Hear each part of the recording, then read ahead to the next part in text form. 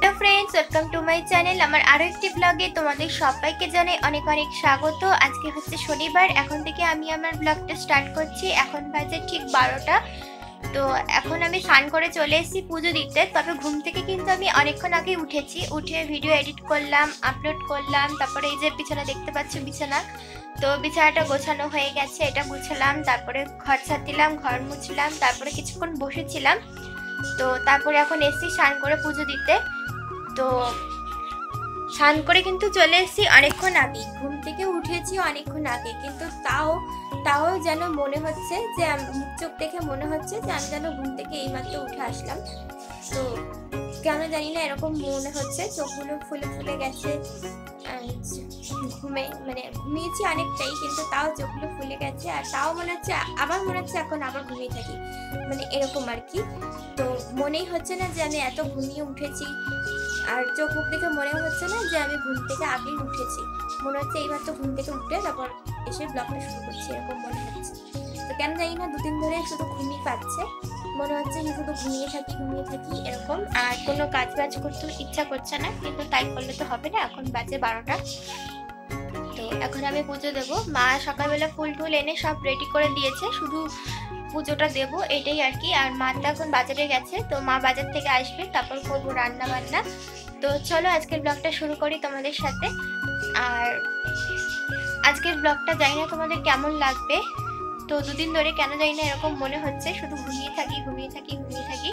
তো ঘুমাচ্ছি কিন্তু প্রচুর। অন্যদিন কিন্তু নর্মাল যেরকম ঘুমাই তার থেকে কিন্তু একটু বেশি ঘুমাচ্ছি, রাত্রে তাড়াতাড়ি শুয়ে পড়ছি, তো একটু দেরি করে ঘুম থেকে উঠছি, কিন্তু তাও জানি না কেন শুধু ঘুমিয়ে পাচ্ছে এই দুদিন ধরে।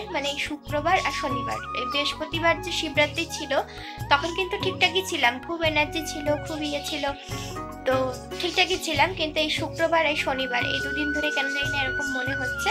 তো চলো কি করা যাবে, ঘুমিয়ে থাকলে তো হবে না, এখন কাজ বাজ তো করতে হবে, তাই না? কারণ শুক্রবার দিন সব কাজ মাই করেছে, আমি কোনো কাজই করিনি। বিছানা তোলা থেকে, ঘর মোছার থেকে, পুজো দেওয়ার থেকে সব কাজ মাই করেছে। তা আজকে তো আর এইভাবে ঘুমিয়ে থাকলে হবে না, তো ভাবছি যে কাজ বাজটা শুরু করি আর তোমাদের সাথেও দেখাই। আর মাথায় চিপচিপে করে তেল দিয়েছি, এই যে দেখতেই পাচ্ছ। তো মাথায় চিপচিপে করে তেল দিলাম, এখন মাথাটা ধুয়েছি, ঠান্ডা জল দিয়ে ভালো করে মাথাটা ধুয়ে নিয়েছি। তো সেই কারণে মনে হয় আরো এরকম ঘুম পাখিরা মনে হচ্ছে দেখে হয়তো, তো জানি না। তো এখন ব্লগটা শুরু করছি। তো চলো সারাদিন কি করি না করি দেখতে থাকো তোমরা। তো দেখো বন্ধুরা, আমি চলে এসেছি এখন ছাদে, এখন ফুল তুলবো। তো এখানে দেখো আজকে প্রচণ্ড রোদ উঠেছে, তোমাদেরকে একবার দেখিয়ে দিই। এত রোদের তাপ, তাকানো যাচ্ছে না বাইরে, প্রচণ্ড রোদ উঠেছে। তো তোমরা আশা করি দেখে বুঝতেই পারছো কতটা রোদ।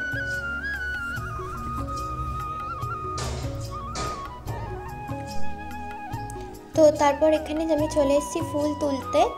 তো এখানে দেখো আজকে বেশি ফুল ফোটেনি, আজকে শুধু দুটো নীলকণ্ঠ ফুল ফুটেছে, তো সেটাই তুলে নিয়ে যাচ্ছি।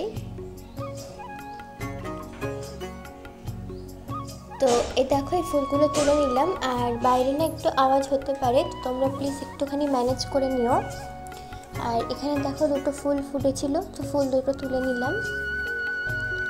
তুলে নিয়ে তারপর নিচে চলে এসেছি, নিচে এসে ঘরে পুজো দিয়ে দিয়েছি। তো আজকে মা বাজার থেকে তো ফুল কিনে এনেছিল, তো সেই ফুলগুলো দিয়েই পুজো দিয়েছি। তো মা কিছুটা গাঁদা ফুল আর কিছুটা ওই সাদা যে শীতকালে যে ফুলগুলো পাওয়া যায় না, ওগুলোকে কি বলে আমি নাম ঠিক জানি না, তো সেই ফুলগুলো এনেছিল, তো সেই ফুলগুলো দিয়ে পুজো দিলাম।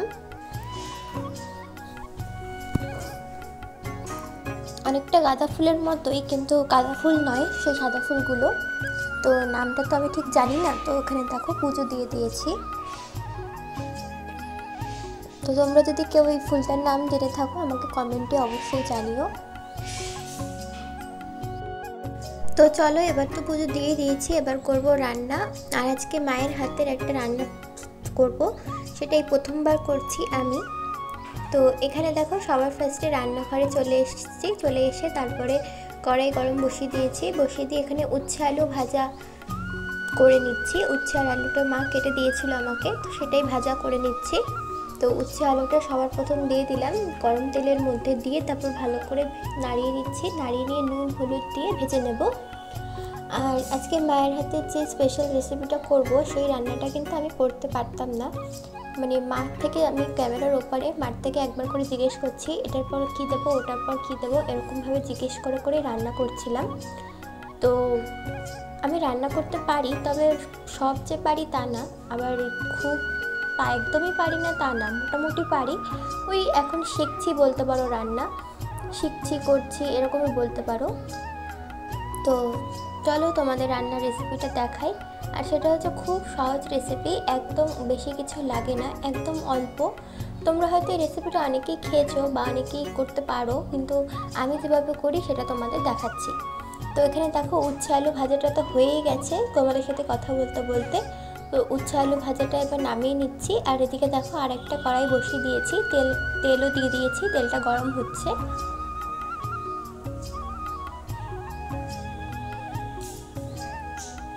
তো এখানে দেখো উচ্ছে আলু ভাজাটা নামিয়ে নিলাম, নামিয়ে নিয়ে তারপর ওখানে তেলটা গরম বসিয়ে দিয়েছি। আর এই তেল গরম করে তার মধ্যে দিয়ে দিচ্ছি লঙ্কা, চিড়ে রাখা 4-5টা লঙ্কা দিয়েছি, দিয়ে তারপরে এখানে একটু নাড়িয়ে নিচ্ছি। আর এখানে দেখো লঙ্কাটা ফুটছে, তো তোমরা না সঙ্গে সঙ্গে নুন দিয়ে দেবে, তাহলে আর ফুটবে না। আমি নুনটা দিতে একটু দেরি করে ফেলেছি, তো সেই কারণে আমার গায়ে এসে পড়েছে। তো তোমরা লঙ্কাগুলো দিয়ে সঙ্গে সঙ্গে নুনটা দিয়ে দেবে, বা নুনটা দিয়ে তারপর লঙ্কাগুলো দেবে, তাহলে আর ছিটবে না তোমাদের গায়ে। তো এখানে দেখো লঙ্কাগুলো দিয়ে নুন দিয়ে তারপরে ওর মধ্যে 5 ফোড়ন দিয়ে দিলাম। 5 ফোড়ন দিয়ে কিছুক্ষণ পরে এর মধ্যে সব সবজিগুলো দিয়ে দিচ্ছি। তবে এটা কিন্তু সেই রেসিপিটা না, মায়ের রেসিপিটা হচ্ছে আরেকটা, ওটা হচ্ছে পরে দেখতে পাবে। এটা হচ্ছে এই রান্নাটা আমি পারি তাই করছি। এখানে রয়েছে ডাঁটা, তারপরে কুমড়ো ডাঁটা, তারপরে বেগুন, কুমড়ো, তারপরে সিম, আলু, তারপরে গাজর, টমেটো, সব সবজি দিয়ে একটা নিরামিষ সবজি আর কি। এবার সব সবজিগুলো তো দিয়ে দিয়েছি, দিয়ে তারপর নুন হলুদ গুঁড়ো দিয়ে দিলাম, দিয়ে এবার সবজিটা ভালো করে নাড়িয়ে নিচ্ছি।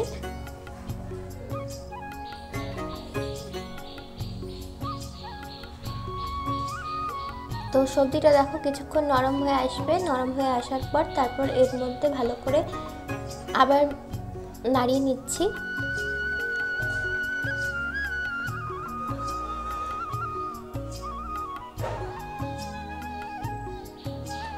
সবজিগুলো ভাজা ভাজাও হয়ে যাবে আর একটু নরমও হয়ে যাবে। এবার দেখো ওই সবজিটা ওই পাশে নিয়ে গেলাম, আর এ পাশে আর একটা কড়াই বসিয়ে দিয়েছি। তো ওই সবজিটার মধ্যে জল দিয়ে দিলাম, নিরামিষ সবজিটার মধ্যে। আর এদিকে দেখো যে রান্নাটা করছি সেটা হচ্ছে নতুন রান্না। তো এখানে দেখো সবার ফার্স্টে কড়াইতে তেল গরম বসিয়ে দিয়েছি, বসিয়ে দিয়ে মেথি ফোড়ন দিয়ে দিয়েছি। মেথি ফোড়ন দিয়ে তারপর ওর মধ্যে আলুগুলো দিয়ে দিয়েছি।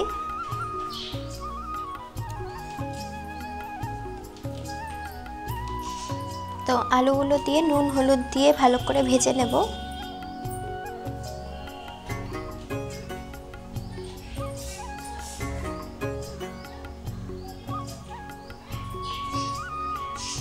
তো ওদিকে দেখো নিরামিষ সবজিটা একটু নাড়িয়ে দিচ্ছি, ওটা প্রায় হয়েই গেছে।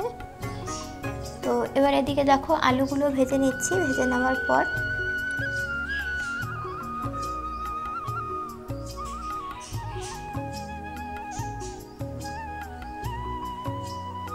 আলুগুলো ভেজে নেওয়ার পর তারপর এর মধ্যে দিয়ে দিচ্ছি টমেটো।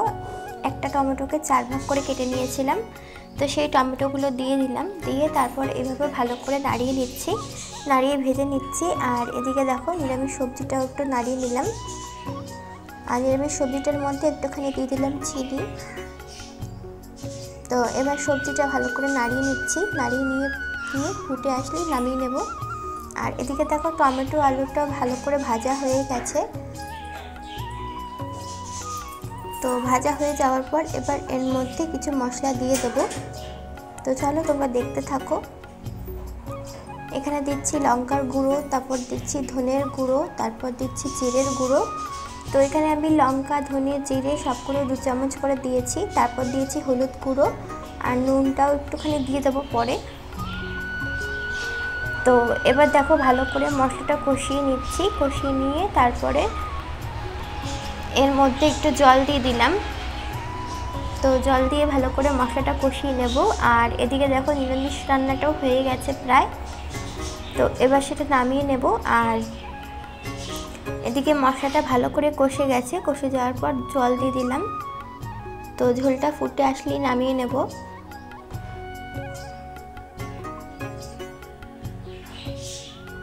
তো এখানে এবার নুনটা দিয়ে দিচ্ছি। নুনটা দিয়ে ভালো করে নাড়িয়ে নিচ্ছি। নাড়িয়ে নেওয়ার পর তারপর এর মধ্যে মাছগুলো দিয়ে দিচ্ছি। এটা হচ্ছে ওই মাছ ছিল, চারাপোনা মাছ, বড় চারাপোনা যেগুলো হয় সেগুলো। তো সেগুলো দিয়ে দিলাম। আর এদিকে দেখো নিরামিষ সবজিটাও হয়ে গেছে আর মাছের ঝোলটাও ফুটে উঠলে নামিয়ে নেব। তো দুটোই কিছুক্ষণ ফুটিয়ে নিচ্ছি। ফুটিয়ে নেওয়ার পর নামিয়ে নেব। নামিয়ে নিলেই হয়ে যাবে দুটো রান্না। তো এবার দেখো রান্না হয়ে গেছে। রান্নার পর এবার গ্যাসটা ভালো করে মুছে নিচ্ছি।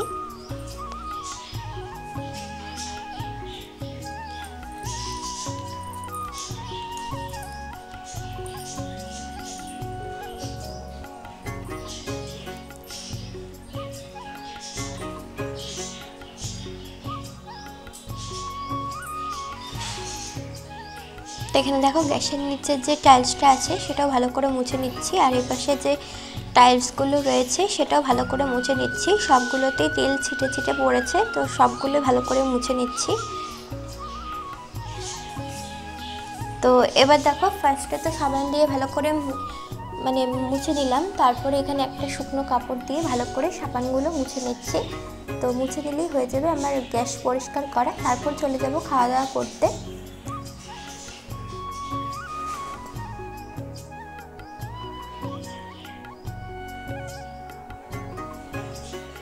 তো এখানে দেখো গ্যাস মোছা, টাইলসগুলো মোছা, আর গ্যাসের নিচে মার্বেলগুলো মোছা, সবগুলোই মোছা হয়ে গেছে, একদম পুরো পরিষ্কার হয়ে গেছে। তো তারপর তোমাদের দেখিয়ে দিই রান্নাগুলো। এখানে রয়েছে সেই মাছের ঝোলটা টমেটো আলু দিয়ে। এটাই হচ্ছিল নতুন রেসিপি। এটা কিন্তু আমি প্রথমবার রান্না করলাম। এর আগে এরকম রান্না আমি কোনোদিন করিনি। এই এরকম বলতে এই রান্নাটা আর কি। তো তারপর এখানে রয়েছে সেই নিরামিষ রান্নাটা, সব সবজি দিয়ে যে নিরামিষ রান্নাটা সেটা। তো তারপর দুপুরে তো খাওয়া দাওয়া করে নিয়েছিলাম। খাওয়া দাওয়ার পরে আর তোমাদের সামনে আসা হয়নি। খাওয়া দাওয়া করে তারপর একটু ঘুমিয়েছিলাম। তারপর এখন সন্ধে হয়ে গেছে। তো সন্ধ্যের সময় মা এখানে সন্ধে পুজো দিয়ে দিয়েছে। তো ভাবলাম তোমাদেরকে একবার দেখিয়ে দিই। এখানে সন্ধে পুজো দেওয়া হয়ে গেছে। আর নিচে দেখো ওখানে গোপাল খাটের মধ্যে ঘুমাচ্ছে। আর এখানে সব বাসনগুলো এক জায়গায় করে রাখা হয়েছে, কারণ বাসনগুলো আবার কালকে ধোয়া হবে, ধুয়ে তারপর পুজো দেওয়া হবে। তো সে কারণে বাসনগুলো রাখা হয়েছে। আর এদিকে দেখো গোপালও ঘুমাচ্ছে। আর এদিকে দেখো সব ঠাকুরের ফুলগুলো সব ফেলে দেওয়া হয়েছে। তো রাত্রেবেলা আর তেমন কিছু করার নেই, শুধু রাত্রেবেলা খাওয়া দাওয়া আর ঘুমানো, এইটুকুই। তো রান্নাও তেমন ছিল না রাত্রেবেলা, শুধু ভাত করলেই হয়ে যেত। তো চলো আজকের মতো ব্লগটা এখানেই শেষ করে দিচ্ছি। কালকে দেখা হচ্ছে আবার নতুন একটা ব্লগে। আর আজকের ব্লগটা তোমাদের কেমন লাগলো তোমরা কিন্তু অবশ্যই জানিও। আর এখানে দেখতে পাচ্ছ ধূপকাঠির ধোঁয়া এখনও উঠছে, পুজো দেওয়া মাত্র সবে সবে হয়েছে, তখনই তোমাদেরকে দেখাচ্ছি। তোমরা বুঝতে পারছো কিনা জানি না, এখানে ধূপকাঠির ধোঁয়াটাও উঠছে। তো আজকের ব্লগটা যদি ভালো লাগে তাহলে লাইক, শেয়ার, কমেন্ট আর সাবস্ক্রাইব করে দিও।